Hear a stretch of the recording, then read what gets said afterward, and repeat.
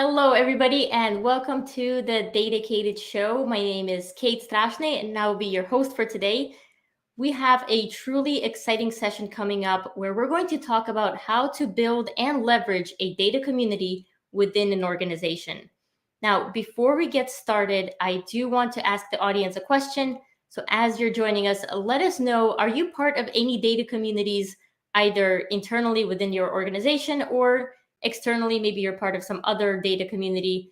Let us know in the comments. Our guest for today is Vijay Yadav. He is the Director of Quantitative Sciences, Digital Data and Analytics at Merck Manufacturing Division. He is also the head of the data science team. Recently, he has been selected to be on the editorial board of the CDO magazine, and he's also speaking in a couple of days, September 27th, in Cincinnati. He's going to be at the CDO Summit West, and he's going to talk about modern data leadership. As you're joining us, definitely say hello. Let us know where you're joining us from. And most importantly, make sure to participate in our giveaway. I'll tell you a bit about it, but here's how to play. The way to play the dedicated giveaway is to type in hashtag dedicated into either LinkedIn, YouTube, Facebook, Twitter, or Twitch, wherever you're joining us from. Type in hashtag dedicated. We have a tool that's going to collate and pull all of these comments and randomly select some winners. So now you're probably wondering, before I play, what am I going to win? Well, because we're talking about data communities, I figured it would be fitting to give away some membership for the Dedicated Circle, which is an online community. We have a discussion board. We have courses. We have 10 courses on there about data storytelling, data to dashboard with Tableau, Power BI, Python, R. There's just so many different courses on there that you can get access to if you're part of that community. It is a paid membership, but today we will give away two free memberships for the Dedicated Circle. We'll announce one about halfway through the show and one towards the end, so make sure you stick around. All right, I'm going to go ahead and remove this, and I'm going to bring our guest up on our stage. Hello, Vijay. Welcome to the Dedicated Show. Thank you so much, Kate. I'm so excited to be here. I'm excited to host you, so I can't wait to get started. Before we talk about data communities, let's talk about you. I want to make sure that the audience is well aware of all your accomplishments. What are you doing? How did you get to where you are today? Thank you so much. So Vijay Yadav, my background is comes with a very strong computer science background. My specialization in the field has been how do we apply AI ML in manufacturing setting, but also in other industry as well. And the journey, this has been, like any other, career, have been up and down. But it has been really fulfilling journey for me. Currently, I'm working with Merck.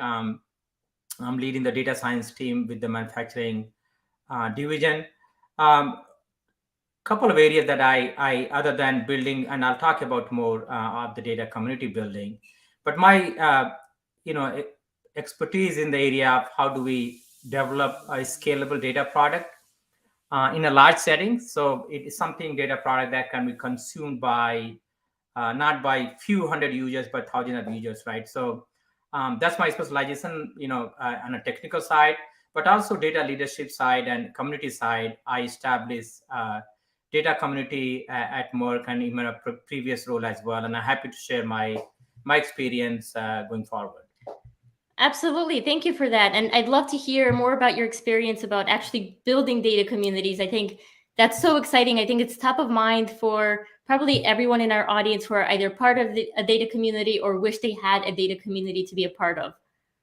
Sure, absolutely. So, and data community, I think let's understand the business driver, right? Why do we even need data community? Yeah. If we think about this very familiar scenario, how siloed are the organizations? So people are doing this project and fetching the same set of data from multiple sources. They don't know that there's already existing data sets available. So everybody is trying to chase the soccer ball, and being in the field in a very disorganized manner, right? So there's a whole siloed piece. So how do we bring people together and share that here are the resources and tools and technology available to us, right, in our organization? So when you build that, you basically fill that gap. The other element is that the people are the part of the data organization. How do we make people go to point A to point B, develop them? Whether you're just starting, you want to get in the field, or you want to get into you want to mature your skill set. Another one, data culture. I mean, data culture is not a switch you can turn tomorrow. I think what it is that there's a very holistic view of bringing people together, make them understand the value of data, show them rather than tell them, make them part of the journey, small improvement, right? So things of that nature. And the whole, engagement, right? So when people are engaged, that is when things come out of that, right? So engagement is really the key, and data community is a really a way to engage people, get the Yeah. energy out of them. And you would see the data scientists, technical people, they are really, if you make them bored, their next thing they want to do is live tomorrow. How do you want to keep them engaged, keep them challenged with the different business problems coming together to do that? So I think those are some of the elements that drives the data community to benefit from. All right, great. Thanks for sharing that. I wanted to quickly hop into some of the comments that we've been receiving. And a quick reminder to the audience, we are taking questions live. Vijay has agreed to answer any question that comes his way. The meaning of life, the meaning of, whatever comes up, he's game for it. No, I'm kidding. On data communities, please. So, and also do let us know if you're part of any data communities out there. I think it would be great to just see and get to know maybe some data communities we were not aware of. As I mentioned earlier, either internally within your organization, or if you are part of any data community outside of your organization. So I see Andrew Jones is here saying he's part of the best one, Data Science Infinity. That's actually his community. So, Andrew, you're allowed to say that. We've got folks joining us from Tennessee. I saw people from India, from Mississippi. I love the diverse audience here, and we definitely have plenty of hashtag dedicated coming in. If you're just joining us now and confused by the hashtag dedicated, we are doing a giveaway. All you have to do to play is put in hashtag dedicated. And let's see, folks from Ghana, from India, from basically all over the world. Vijay, they have all gathered here to hear from you. Sure. Even Ravit is here. Now we're in business.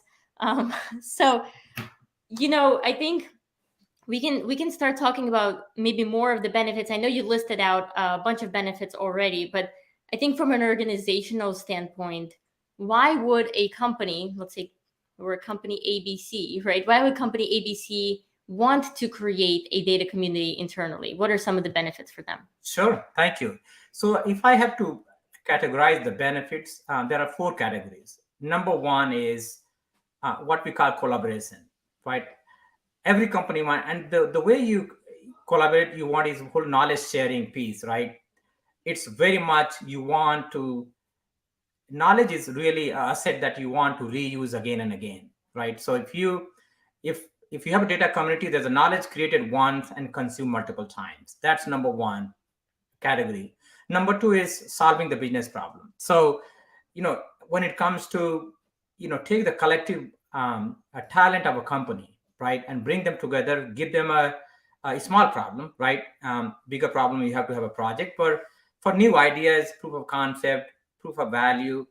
Having a data community, you can bring people talent together, and here's the data sets. Let's solve the problem. A small proof of value, and then from there you basically build upon that. So having a data community is really solving the actual business problem, because that is where the impact is going to be, right? Number three category is the training and upskilling, right? So every company, I mean, we talked about that earlier. Upskilling is not something you can bring people in a room and train them. Yeah. It's a very holistic, organic way to train people, upskilling. So as part of the data community, you're offering people at the multiple skills to get trained. It's R, Python, how to solve business problems, communication skills, and all those elements, skills that you can train on. So upskilling, training is big part of that. Hackathon is again part of that engagement as well, and talk about more on that. Mm-hmm. How you want to bring people in a hackathon, make them competitive environment to create and compete with each other, becoming the solution. And the last element, I would say, the data culture. We talked about that, the mindset. So changing the mindset again is not something you can go tell, hey, you change your mindset. You show them the success of data. So whatever the solution being created by these teams, let them showcase them in a, let's say, a data fair, anything like that. Make them part of the engagement. I can tell you one thing is that I have engaged the people in hackathon who are not contributing in any way. They're just listening and participating 3 days straight with their managers. That Hmm. hey, I'm just going to this hackathon. I'm not contributing. I'm just listening, and I want to see how things are happening, how what is the data power is. I Right. cannot tell you how many people came after that they want to switch to the data field just by participating that, right? So those are very major four categories. I can go in very specific details in each category, but at the high level, those are the four areas of benefits. Okay, thank you. And I'll just sort of reiterate. So we've had number one, collaboration; two, solving the business problems; three, training, upskilling slash hackathons; and four, data culture. Yeah, I'm not surprised that we can't just flip a switch. I think that's the case for most things. Unfortunately, you gave me an idea though. I might create like a light switch that says data culture on, off. Same with data literacy. Now, poof, we're data literacy hat. Now I'm data literate, right? It's like it's never that simple. We've had some great questions coming in. I like the one from Ravit here. Can't wait to hear it. Who are top five data leaders that you personally look to as the top data community builders? Well, Ravi, thank you so much. You know, I will not do a justice unless I name Ravi himself, right? There you go. Right. So he's definitely the one, and I followed him right from the beginning. I was more kind of LinkedIn savvy in the last 6 months, I would say, and a couple of people that I really followed. Ravit is one, and Kate, I cannot miss you.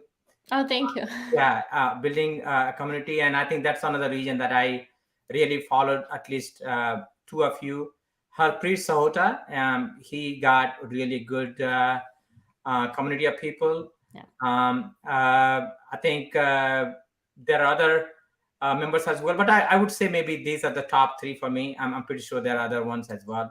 Yeah, But it's hard to start listing. Once you start listing them, the list gets really big, right? Because I think so many great members of the data community that consistently show up, which I think is just such an important part of building your community, is you can't just flip the switch and say we have community now. Same with data culture. You have to be there, and same with building your own brand. We have to just consistently be there. So thanks for sharing that. I do want to take another question here. So this is touching on number three of your four benefits. Monica's asking, we would love to hear about upskilling and growing up the ladder and how the data community can help us in that process. So maybe a deeper dive into that specific section. thank you so much. And this is a really great question. So there are multiple layers of upskilling. Yeah. One is you can have, and what I have done is that in my we and I'll talk about what are the different components a community is. So once a community is established, one of the element that I have established is that, let's say, R training and Python training are, I have created around 16 skill set blocks. Okay. So what it is that the different 16 areas, and there could be more than that, right? So you want to have visualization, how to do R, Python, how to Mm-hmm. solve business problem, project management. There are different skill set. One thing is very impactful is mentorship. So as part of the community, the one way that I have seen very effective is, and you can have more like a cohort kind of scenario. So we have this 16 skill set block, and we went through who are the people who are expert at these 16. Not everybody can expert, right? So Yeah. let them lay them out within a company, and we have the standard names. And then the people who are mentees who are looking for mentorship, right? So hey, I'm interested in this, I'm interested in Python, I want to learn about this. And we map. What we do is, as part of the, we pair them up, right? Mm-hmm. And with a mentor and mentees, and there are multiple people going to the same mentor. It's a 3 month program that whereby you come, and this person who mentees that come with a business problem. They're just not coming, hey, I want to be get mentored. They come with a business problem with their manager's approval. So the Mm-hmm. managers know that this person is going, my team member is going, be part of this. So this becomes their development plan, right? 3 months, basically you meet twice a month, 1 hour. You go with the mentor, and they're basically giving you the guidance. Whether you come with a specific problem, what you have, you go and work and come back, and you basically get the feedback in 2 weeks. And you basically, at the end of 3 months, you come more like in graduation, right? What Okay. you learn to do that, right? Now, Yeah. 2 months is not long enough, but you want to get, if you keep 6 months, it becomes too long. You're not seeing the impact, right?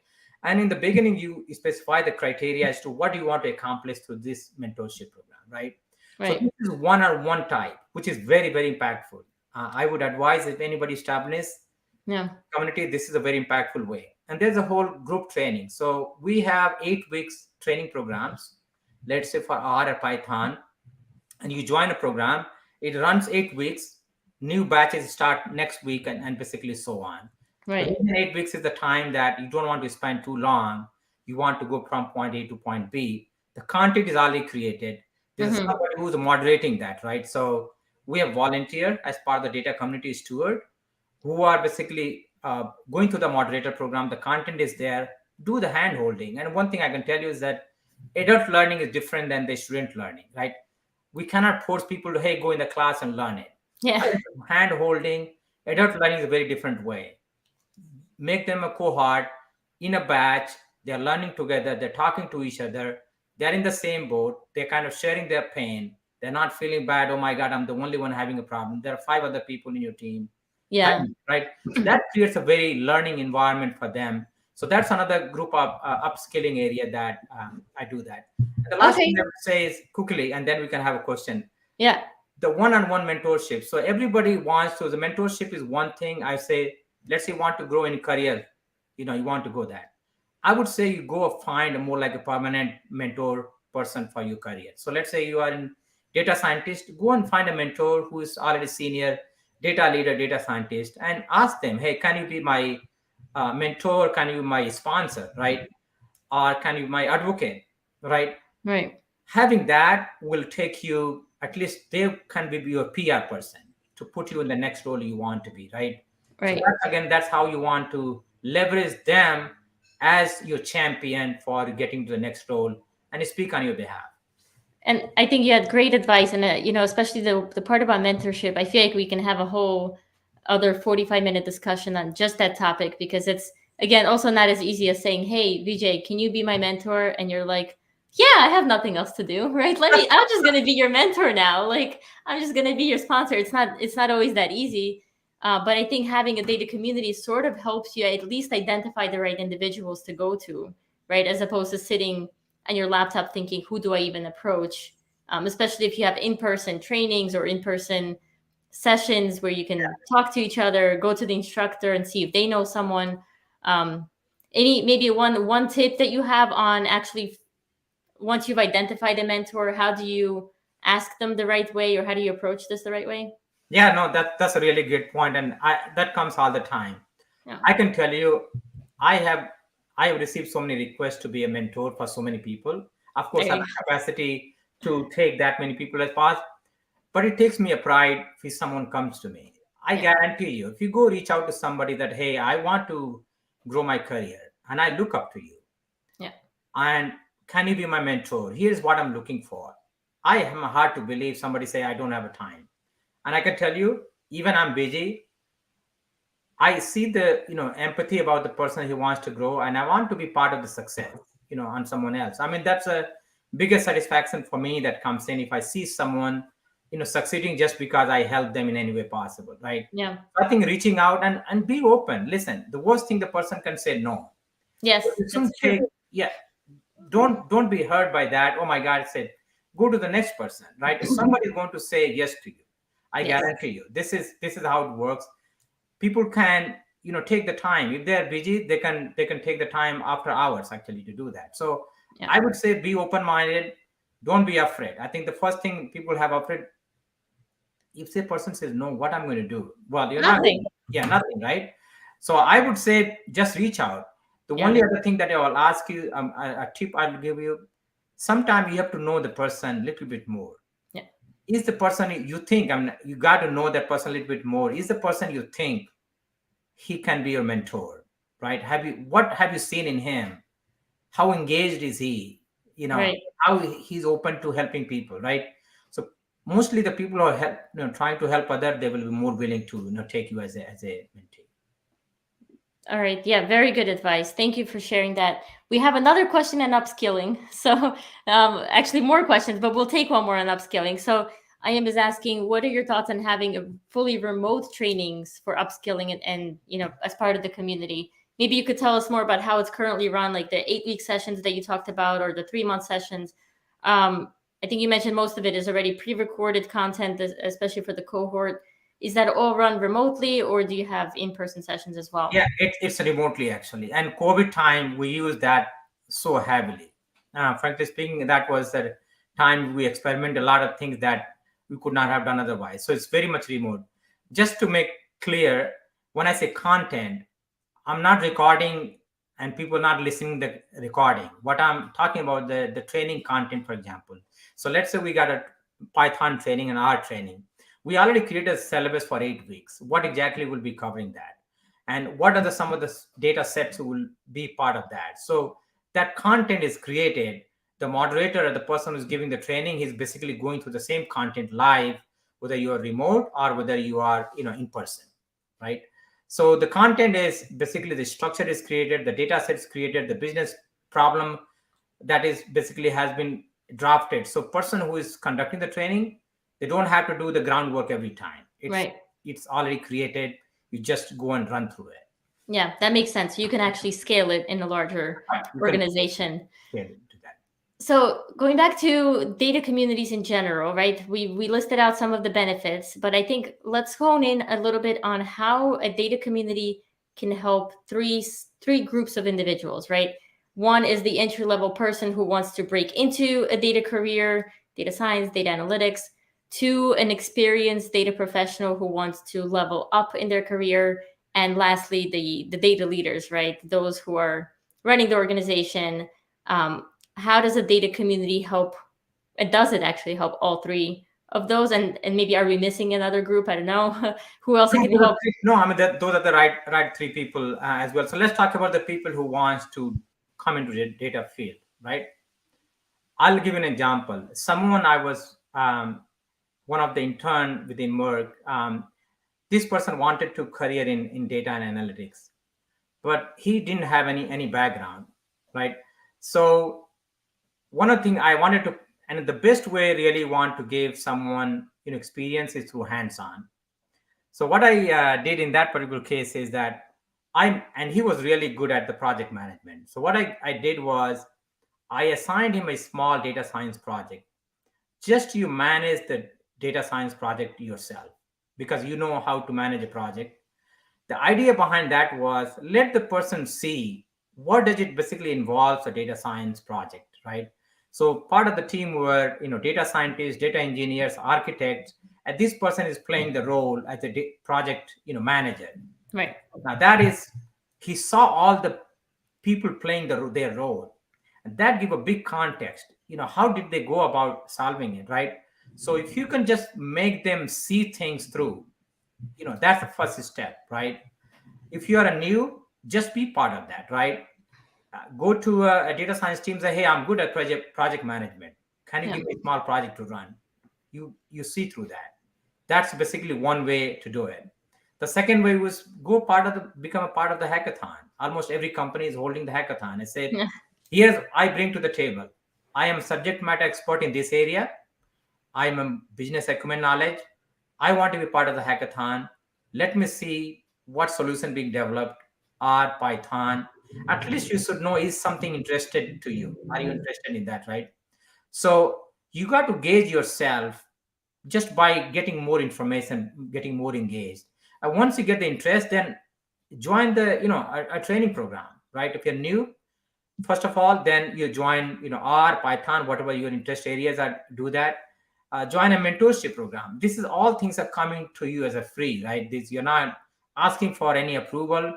And I can tell you that your manager, if you say, hey, I want to develop my skill set, I cannot imagine a manager said, no, you cannot do it. And what advice I'll give is your manager says, sorry, you got too much things on your plate. You say, you know what? I want to learn. I will do everything you assign to me, but I'll spend extra hours of the day. I'll do the work what I'm assigned to me, but I'm going to attend that.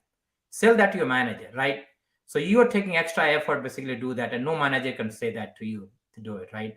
So there are multiple avenues you want to start, be part of the thing, and you want to gradual manner, and you through the journey you want to see, is this something for me? And listen, it's not for everyone. Sometimes you get in the field and say, you know what, it's not for me, I'm getting out. But unless you there, you don't know whether it's the right place for you or not, right? Right. People are starting the field. So I have a question. A lot of companies do have trainings and hackathons and mentorship programs, but I think there are also a lot that don't. So if an individual is listening to us right now and they're like, I'd love to go to a hackathon or be a part of a data community, but their company simply does not have one. They're just maybe they didn't flip the data culture switch yet. They haven't pressed that easy button, you know. What are your recommendations, advice for that individual? Yeah, no, that's really good, and I think we want to cover that. So basically, your question is around, if there's no data community, how do we establish it, right? So that's what you want to do. So I can tell you that. So starting a data community, you got to have some structured approach, right? You want to have a buy-in from some of the senior leaders. People say, I have a community of practice, but the challenge the community of practice is, it's not about, hey, we meet once a month, you just talk and you go and come another month and you basically keep doing it. Yeah, it's good, at least you have some engagement, but that's not the impact. We talked about the four different categories. Now, data setting of data community is, you're trying to change the culture in the company, right? That is what the purpose is. At least fundamentally, that's what it is.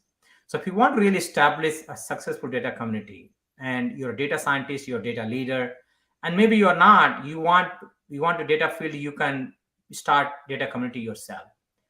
What I have seen is, you need a sponsor, of people who are senior in the company, that can come behind you and understand the value you're bringing in. Now, not everybody likes data in the company, not everybody enthusiastic. People have been there for 20, 30 years and say, you know what, I am I'm going on my boat. It's okay. You don't have to create something new, right? Yeah. You want people who are basically a change pathfinder, Mm-hmm. people who are willing to change something different. Their mindset is something data oriented, and test the idea that, hey, we are launching this, can you be my sponsor? And you bring some senior leadership, those people who have the energy and catalyst for those kind of initiative, right? And get their buy-in, and you make a business case as to why we need data community. So if you have a sponsor, you got a buy-in from there, and the whole idea is that you want to create the engagement. They can provide a resource to you, right? If somebody's coming a sponsor, they are not just for the name. If you're a sponsor, you do something, right? You got to contribute in some way. So Right. having a sponsor within a company is really, really element, that you can come and get a message around that, hey, we're establishing, I'm a sponsor, and to do that. That's number one. The number two, I would say, is that you create some structure. So structure meaning, I've got a sponsor. You need to bring some data scientists or data community people, right? Who are going to be your steward. So you bring, 4, 5, 6 different people that, hey, we are launching this. Here's our vision. So you want to create a collective vision. What do you want to accomplish out of that, right? And I might be talking out of sequence with the first business sponsor or for the first business case. I think you want a little bit business case. You want to go with the sponsor, Right. basically, to do that. So you want to create a group of people who are interested, right, in this. So that's a second element of people that you want to get in, right? And then you want to make what they call core team. So the basic idea is that if the business is big, your company is big, right? Mm-hmm. Why don't you bring one person from each area, right? And bring them part of this one, that, hey, we are starting this initiative. Now you can pick that person. You got to know that this person is very data savvy, Yeah. interested, and it takes some time, make connection, basically do that. You make them a part of the core team. So we talked about the core team. Somebody could be a leader. If you are a leader, you can a data leader, you can be that. You bring some of the people from business side, necessarily they are not data people. You Mm-hmm. bring some data scientists, and you make a core team. You define what you want to accomplish in a year, and we talked Right. about 4 different categories of that, right? And you start small, right? So when you talk about data community, I think maybe you start from the training, that hey, we are launching this R training, and you understand what you gauge that, right?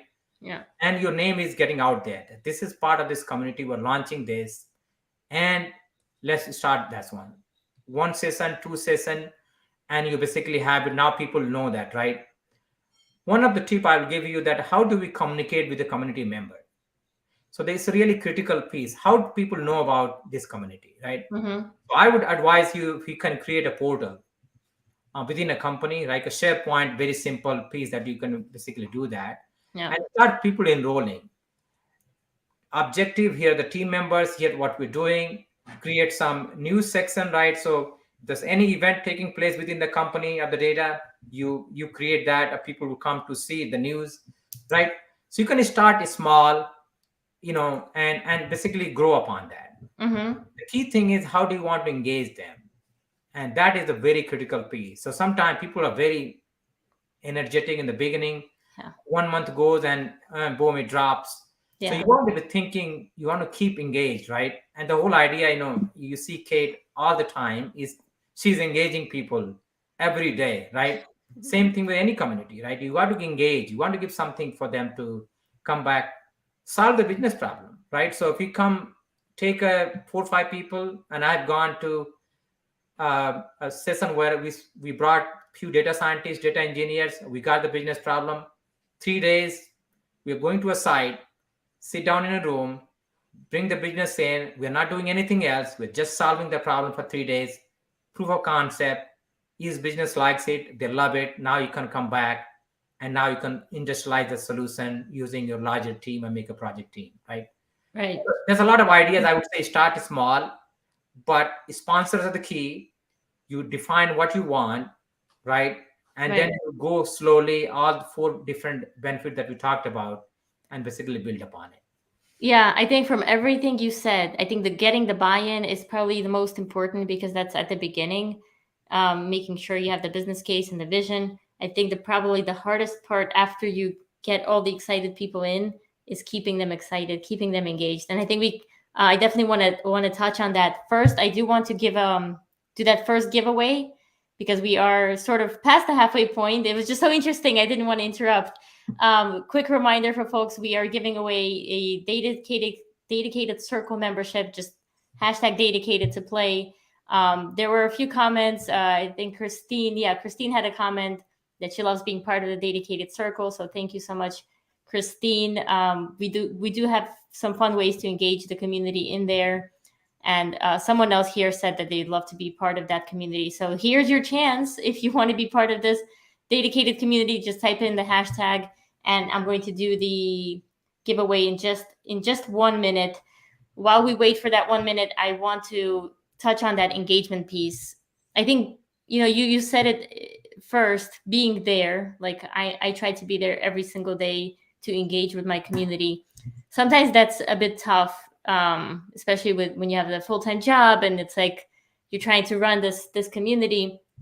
I think you mentioned the core team in the beginning also. If you have that core team that is already engaged and excited, I think it'll make your job as maybe the person who's trying to run this data community, makes it a lot more easy because now you have a team of people that you can work with.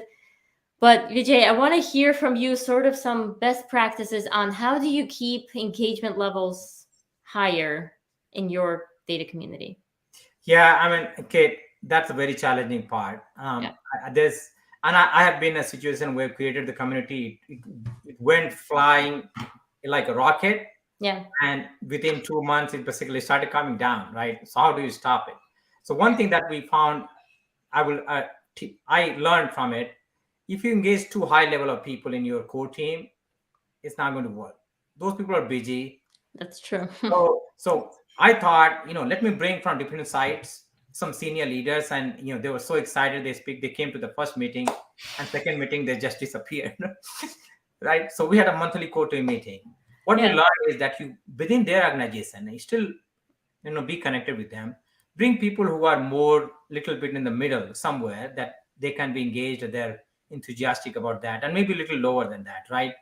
So you want to be making sure that people you bring in, they can be engaged, right? Yeah. Don't go too senior because they don't have a time. I know you wanted. I can speak more on this topic, but I think you wanted to say something. Oh no, no. I was gonna say about the core team. I guess my follow up question that I also wrote down was, how big do we want this core team? Right. So maybe some senior folks, some junior, some mid management, maybe. But how many people are we looking at? I see 10 people idea. 10 people. Yeah, don't make too big because then you are 10 or less. Lesser is better, but you want to represent them, right? You don't want to leave out people, different business functions, and you can choose. And 10 is not the number, but going more than 10 becomes very difficult to manage. Actually, that they are not able to join. Yeah. I just engagement basically go down, and I can tell you that when you have a 10 people and four of them don't turn up, Yeah. six are thinking, is this effective? The That's next true. time you see that even those are not coming, right? But you Yeah. want to be a small group of people who are always coming together. So at least from that point of view, you're not doing that. One point I wanted to clarify. So core team is basically the engagement from the business. In order to run a community, you want with a steward, which is a different team. And some team member can be the same part of the core team. Mm-hmm. The stewards are people who are day-to-day engagement. So you can assign them that if you have a forum, for example, and people want to ask a question on the forum, say, I want to attend this training.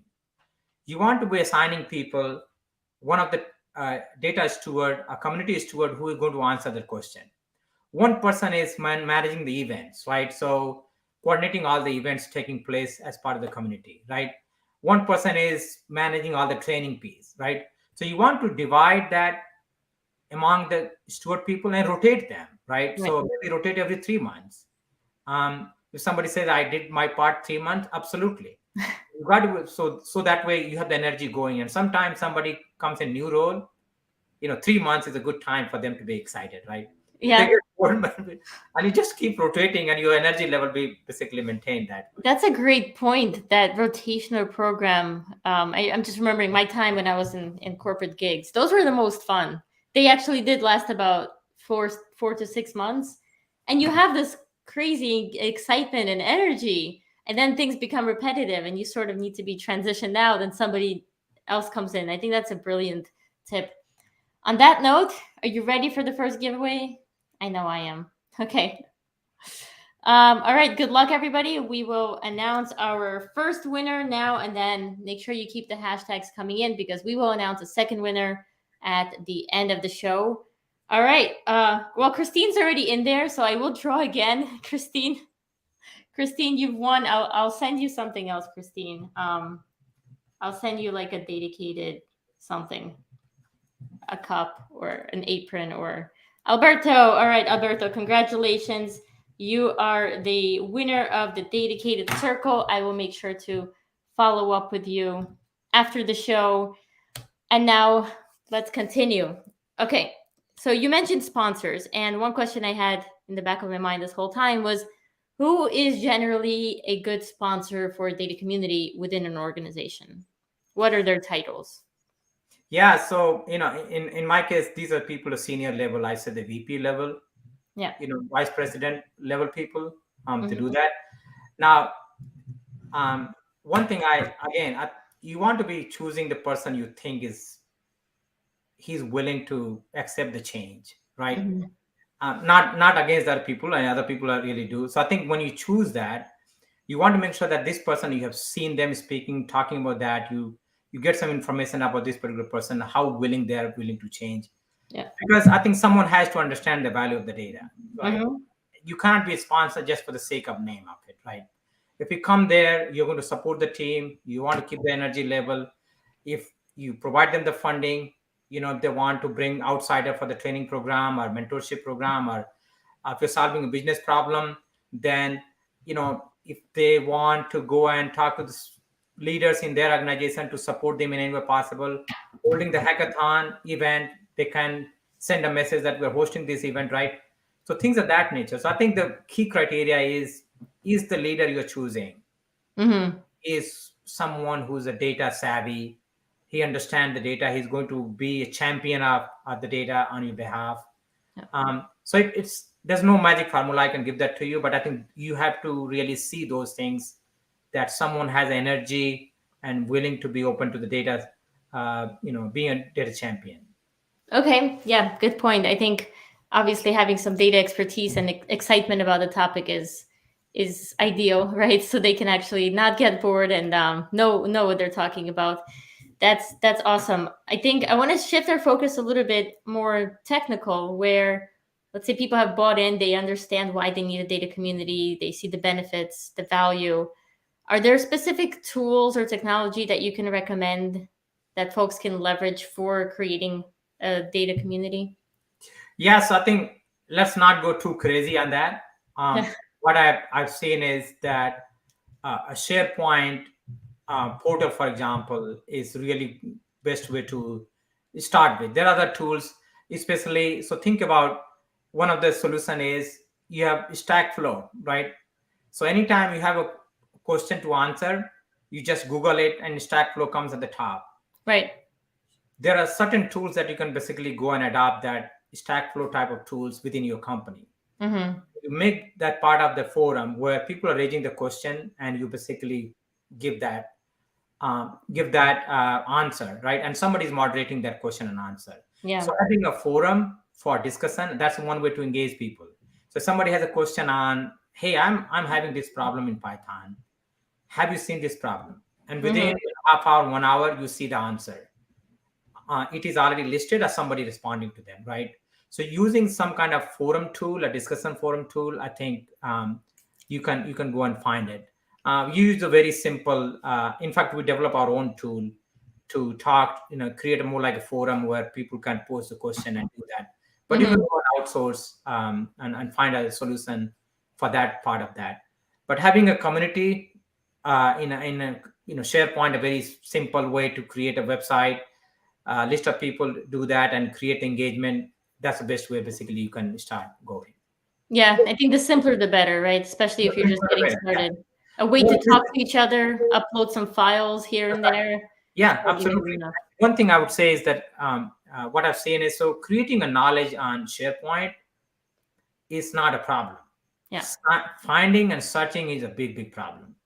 So in order to create the knowledge within the SharePoint, you have the portal you're creating. How do people find it?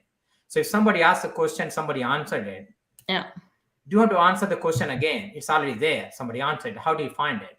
So we create a more taxonomy. So there are different categories of question forum you say. So before a person comes in to ask a question, say, okay, select the category of question you want to ask. And that basically those tags are attached to the question and answer. And you go and search and brings it back within immediately with a very high level of accuracy for that kind of question that you're basically asking. So the tagging in is really important. How do you find the knowledge which is already there? Yeah, because the whole point is to save time, right? Not be repetitive and answer the same questions all day long. That makes sense. Yeah.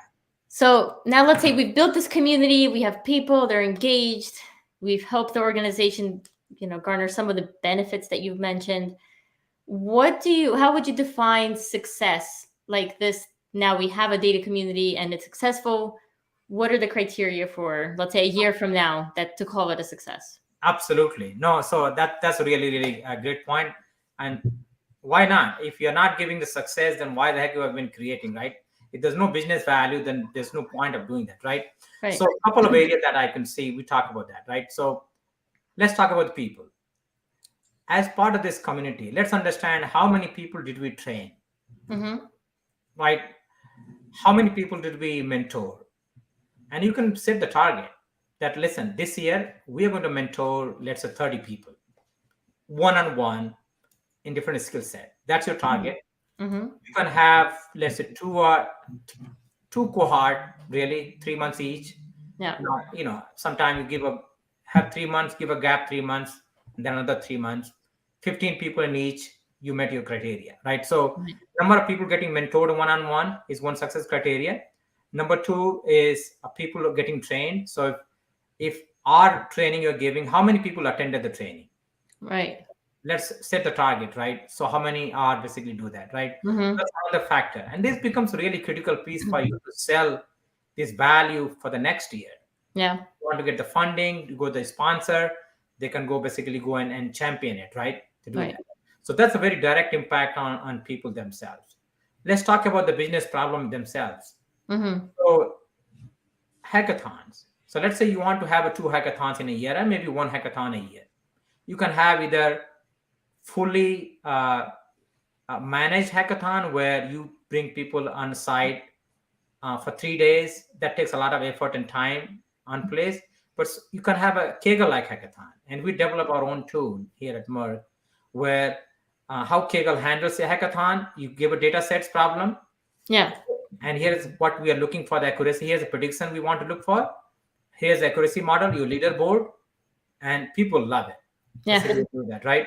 Yeah. So you can have a hackathon where data set is there, you have the target, what prediction you want to make, let people compete for 3 months, leaderboard, you basically announce them, and that becomes your solution, right? So you're solving a real problem.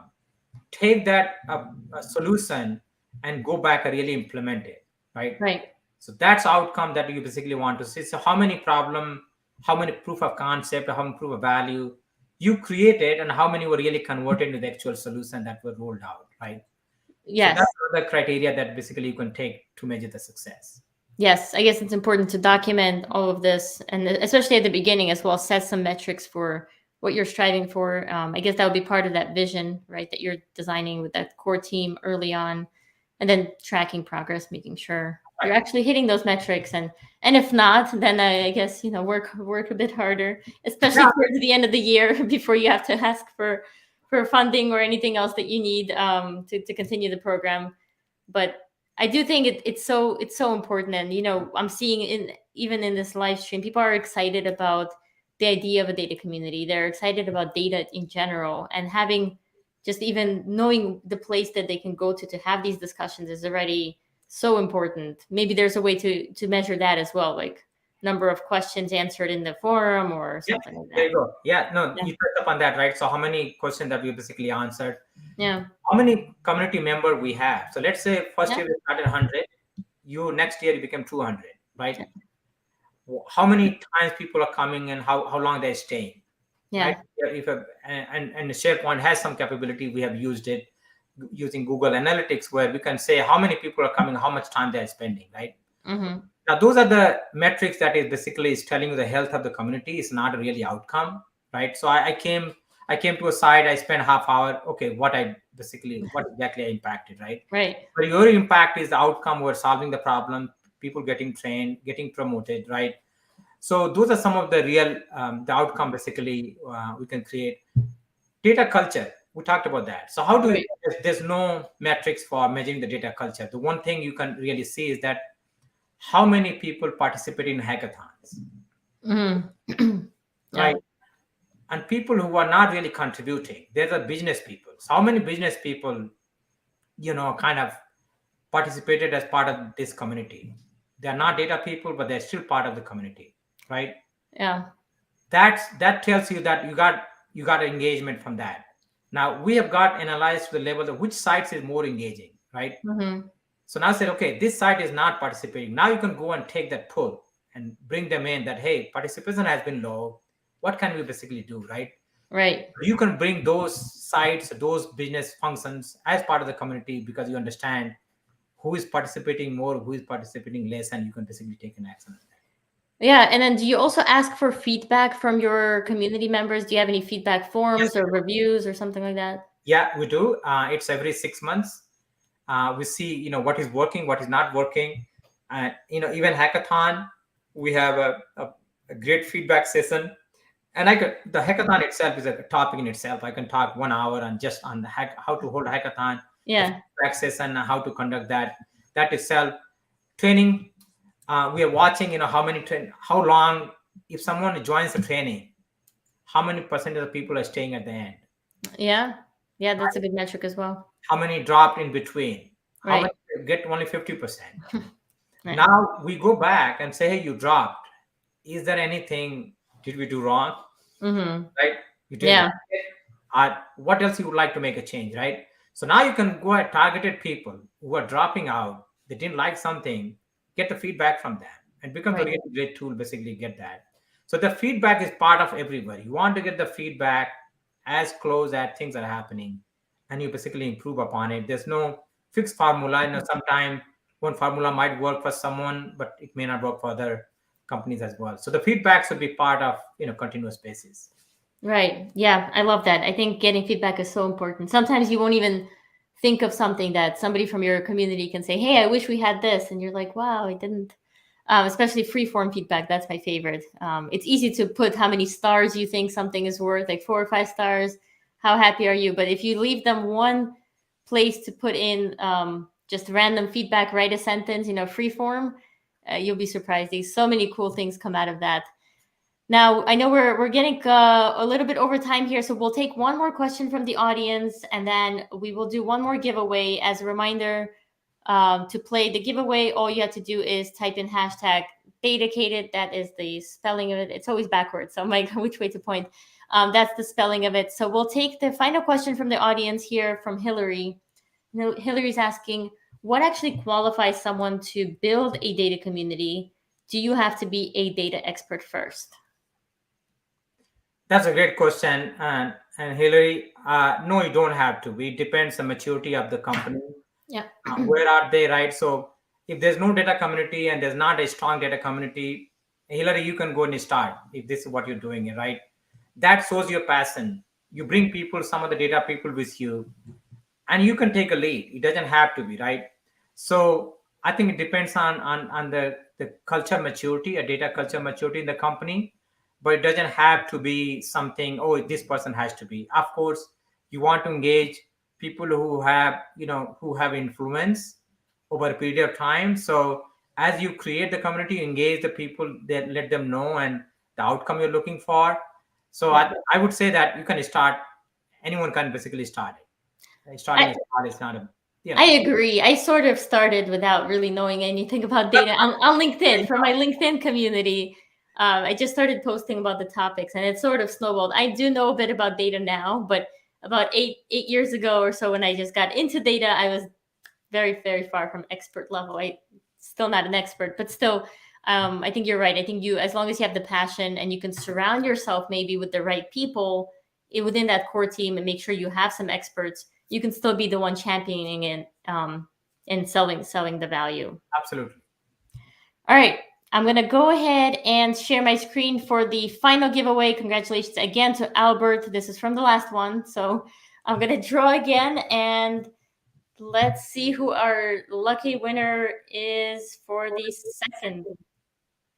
All right, Abhishek, congratulations. I will follow up with you after the session to get you access. I'm so glad people are playing this. I love the giveaway feature here. It's just so much fun, like the raffle and all that. The confetti throwing. I just wish they had a little drum roll, like a little audio. It would be more fun. But anyways, Vijay, I want to thank you so much for being on the show, and I want to ask you, where can people go to continue the conversation? I know you're posting some great content on LinkedIn, so I highly encourage folks to follow you on LinkedIn. But where can they go to continue the conversation? So LinkedIn is really a great medium, for me, and I'm always trying to, create the content. And if you have very specific question, I'm happy to talk to, right? And one thing I can tell you, the data community is my passion. Yeah. Even I'm busy, I can, talk to you after hours, and help you that way. So I'm very open to that. So LinkedIn is the very primary way of contacting me, and I'm happy to help in any way. And there's so many moving parts within data community. I think we just touched a very high level, but if we have very specific discussion, I'm happy to help you in any way possible. Great. That's very nice of you. And thank you for taking the time to be with us today and on the Dedicated Show. I also want to thank the audience for being great and very engaging members. I know there are some questions that we didn't get to. I apologize for that. Maybe we can try to hop in there and write in the answers to some of those questions after the session. Thank you for participating. And Vijay, again, thank you for being on the show. Have a great day, everybody. Stay dedicated. Follow Dedicated on YouTube if you're not already. This is where all the recordings are going to end up if you missed the beginning of the show. But again, thank you. Thank you. Thank you so much, Kate, and thank you all audience for joining us. I'll see everyone online. All right. All right. Bye. Bye.